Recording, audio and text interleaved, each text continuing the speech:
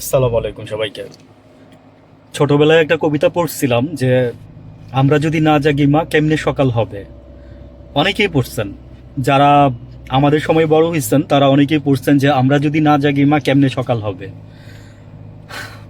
তো এই লাইন দুটা কেন বললাম, যে লাইনটা কেন বলছি, সরি লাইন একটাই বলছি, মানে কবিতাটা খুবই সুন্দর। আমার বলার উদ্দেশ্য হচ্ছে যে আমরা একবার জাগছিলাম, মানে একজনকে 17 বছর দেখছে মানুষ। তো তারপরে আমরা মনে মনে আরেকজনকে চাইছি, মানে ঠিক 17-18 বছর ধরে আমরা আরেকজনকে চেয়ে আসতেছি, বা 15 বছরই ধরেন। তো এখন ঠিক তারাও এসে আপনার ওদের মতোই করতেছে, তাহলে আমরা কি করব? তো কি করব? হ্যাঁ, আমাদের করার অনেক কিছু আছে। আপনি যদি এই দেশের নাগরিক হন, আপনি যদি আহ, আল্লাহর দেয়া নিয়ামত বাতাস আপনার যদি কিনে না খেতে হয়, মানে আমরা যদি আল্লাহর কাছে শুকরিয়া আদায় করি, মানে আসলে কি আমি মানে খুব সহজ সাবলীল ভাষায় কথাগুলো বলতে পারতেছি না, বিকজ আপনি দেখেন গত 4 মাসের 2 মাসের মধ্যে আপনার 4 জন 5 জন, গতকালকে শুনছি আরেকজন। হুম। তো কি বুঝাইতে চাইছি বুঝতে পারতেছেন?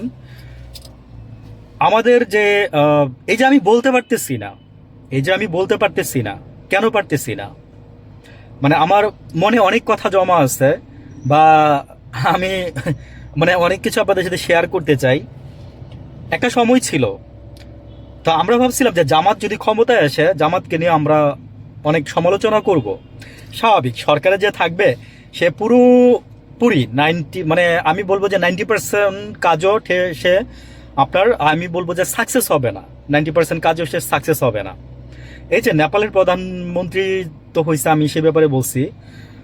ডিজে যে করতো র্যাপার, ডিজে, মানে ডিজে যে ছিল আর কি স্বরাষ্ট্রমন্ত্রী, ওদের স্বরাষ্ট্রমন্ত্রী কিন্তু ডিজে।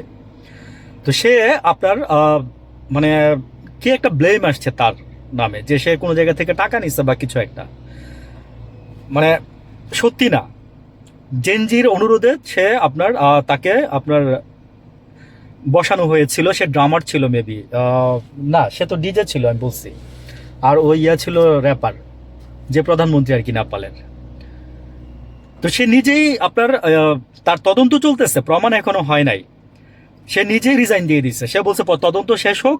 দেখেন, বুকে সাহস থাকলে, বল থাকলে কতটুক করতে পারে মানুষ। ভালো থাকবেন।